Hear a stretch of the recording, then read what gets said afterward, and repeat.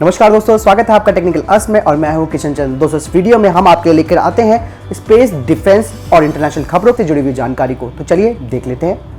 दोस्तों यहाँ पे जो पहला अपडेट है वो है फील्ड मार्शल सैम मानेकशॉ को लेकर। जी हाँ दोस्तों, आपको बता दें कि आज के ही दिन साल 1914 में पंजाब के अमृतसर में एक पारसी परिवार में सैम मानेकशॉ का जन्म हुआ था।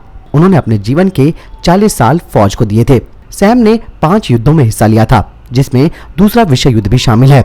भारत के सबसे लोकप्रिय सेना प्रमुखों में से एक रहे हैं सैम मानेकशॉ। उन्होंने 1971 भारत पाक युद्ध में अहम भूमिका निभाई। अपनी निडरता और लीडरशिप क्वालिटी से दुनिया को स्तब्ध कर दिया। तत्कालीन प्रधानमंत्री इंदिरा गांधी को भी फील्ड मार्शल सैम मानेकशॉ की काबिलियत पर पूरा विश्वास था। दोस्तों सैम मानेकशॉ को उनके जन्मदिन पर हम लोग बधाई देंगे। दोस्तों यहाँ पे जो अगला अपडेट निकल के आ रहा है वो आ रहा है इंडियन कोस्टल गार्ड को लेकर, यानी कि आईसीजी को लेकर। दोस्तों आपको बता दें कि इस जुलाई में 16 एडवांस लाइट हेलीकॉप्टर यानी कि ALH को शामिल करने के लिए इंडियन कोस्टल गार्ड तैयार है, जिसमें से 2 को उत्तर पूर्व यानी नॉर्थ ईस्ट के क्षेत्र के लिए बंगाल की उत्तरी खाड़ी में गश्त के लिए शामिल किए जाने की उम्मीद है। इंडियन कोस्टल गार्ड के महानिदेशक ने मंगलवार को कोलकाता में नॉर्थ ईस्ट क्षेत्र के मुख्यालय का दौरा किया, ताकि इस क्षेत्र में तटीय सुरक्षा नेटवर्क चरण का संचालन की समीक्षा की जा सके।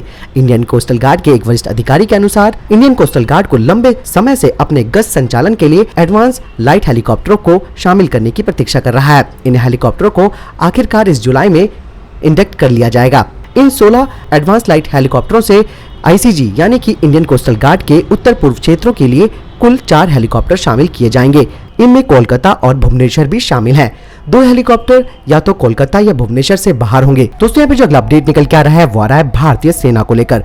जहां दोस्तों आपको बता दें कि 14 फरवरी के पुलवामा आतंकी हमले के बाद पाकिस्तान और भारत के बीच संघर्ष विराम का काफी उल्लंघन बढ़ रहा है। सेना के शीर्ष अधिकारियों का मानना है कि पाकिस्तान बैट के जरिए हमले करने की कोशिश कर रहा है। अधिकारियों ने मंगलवार को कहा कि नियंत्रण रेखा के पास संघर्ष विराम के दौरान भारतीय सुरक्षा बलों ने पाकिस्तान अधिकृत कश्मीर यानी कि POK में संदिग्ध आतंकवादी लॉन्च पैड को हिट कर रहा है। सेना ने दावा किया है कि पिछले कुछ दिनों से POK के कोटली, भीमबर और निकियाल में भारत लॉन्चिंग पैड को हिट कर रहा है।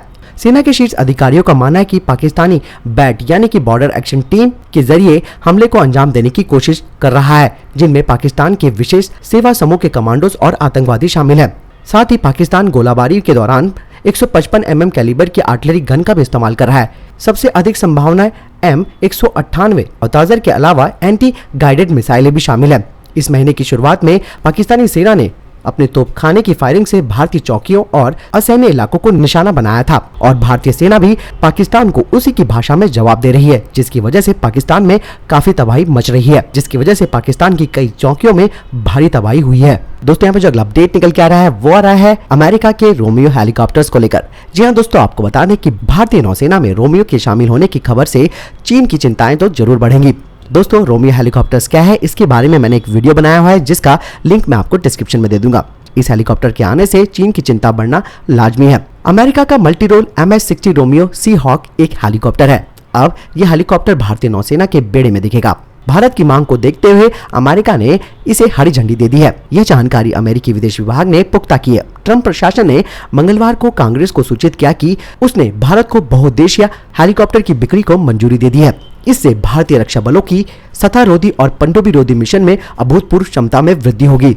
रक्षा उद्योग से जुड़े सूत्रों के अनुसार इस सौदे की कीमत करीबन $200 करोड़ यानी कि 14,400 करोड़ रुपए हो सकती है। अमेरिका विदेश विभाग ने अपनी अधिसूचना में कहा कि इस प्रस्तावित बिक्री में भारत अमेरिका रणनीतिक संबंधों को नई दिशा मिलेगी। इससे दोनों देशों के बीच संबंध भी मजबूत होंगे। यह सौदा अमेरिकी विदेश नीति और राष्ट्रीय सुरक्षा के अनुरूप है। हालांकि भारतीय नौसेना एक दशक से इस हेलीकॉप्टर की मांग कर रही थी, लेकिन गत वर्ष अमेरिकी उपराष्ट्रपति माइक पेंस और प्रधानमंत्री नरेंद्र मोदी के बीच सिंगापुर में हुई बैठक के बाद इस सौदे में तेजी आई। सिंगापुर में एक शिखर बैठक के दौरान दोनों नेताओं के बीच इस मामले को लेकर चर्चा हुई थी। इस बैठक में द्विपक्षीय रक्षा संबंधों का मामला शीर्ष पर था। तो दोस्तों अब भारत को जल्द ही MS-60 रोमियो सी हॉक हेलीकॉप्टर मिलने वाले हैं और इससे भारत की समुद्री शक्ति भी बढ़ेगी। दोस्तों इस बारे में आपकी क्या राय है, जरूर हमें लाइक और कमेंट के माध्यम से बताएं। दोस्तों यहाँ पे जो अगला अपडेट निकल के आ रहा है वो आ रहा है इसरो की तरफ से। जी हाँ दोस्तों, आपको बता दें कि PSLV C-45 ने सोमवार को एमएसएट का सफल परीक्षण किया। इसरो के प्रमुख के सिवान ने कहा कि उपग्रह अब 445 किलोमीटर की कक्षा की और ऑर्बिटल प्लेटफॉर्म के रूप में अपना कार्य करने के लिए अग्रसर है। साथ ही अगले महीने PSLV C-47 और चंद्रयान 2 के बाद PSLV C-46 को इसरो लॉन्च करेगा। इसरो के प्रमुख ने आगामी घटनाओं और मिशन के बारे में बताते हुए कहा कि मई में देश के विभिन्न हिस्सों से 108 छात्र 15 दिनों के लिए इसरो का दौरा करेंगे ताकि अंतरिक्ष और विज्ञान और प्रौद्योगिकी का प्रदर्शन किया जा सके, ताकि वे योजना बना सके अंतरिक्ष प्रौद्योगिकी के प्रति उनके करियर, जो कि हमारे लिए भी उपयोगी होगा। दोस्तों, पर जो अगला अपडेट निकल के आ रहा है वो आ रहा है चीन की सिल्क रोड को लेकर। जी हाँ, अमेरिका ने चीन की प्राचीन सिल्क मार्ग से जुड़े one belt and road forum का बहिष्कार किया है। अमेरिकी विदेश मंत्रालय के प्रवक्ता रॉबर्ट प्लानिडो ने कहा कि इस महीने बीजिंग में होने वाले सम्मेलन में कोई उच्च स्तरीय अधिकारी नहीं भेजा जाएगा। बेल्ट एंड रोड इनिशिएटिव यानी कि BRI से जुड़ी चीन की वित्तीय नीतियों पर सवाल खड़े करते हुए अमेरिका ने यह फैसला किया है। अमेरिका पहले भी चीन की इस परियोजनाओं को कई देशों की सुरक्षा के लिए खतरा बता चुका है। उसके अनुसार चीन अपनी इस योजना से छोटे देशों पर कर्ज का बोझ लादना चाहता है। चीन का कहना है कि यह प्रोजेक्ट एशिया, अफ्रीका और यूरोपीय देशों के बीच संपर्क और सहयोग के स्तर को बेहतर करने पर केंद्रित है। इस परियोजना के तहत बन रहे चीन पाकिस्तान आर्थिक गलियारे पर भारत आपत्ति जता चुका है, क्योंकि ये गलियारा पाक ऑक्यूपाइड कश्मीर से होकर गुजरता है। दोस्तों, अगर आपको वीडियो पसंद आई तो प्लीज एक बड़ा सा थम्स अप देने की कोशिश करें, और वीडियो संबंधित कोई जानकारी है तो वो भी हमसे कमेंट करके जरूर पूछें। साथ ही दोस्तों, चैनल को सब्सक्राइब भी करें। धन्यवाद दोस्तों, अपना कीमती वक्त हमें देने के लिए। टेक्निकल अस्त्र को सब्सक्राइब करें और बेल आइकन दबाएं और हमारे वीडियोस की लेटेस्ट जानकारी पाएं।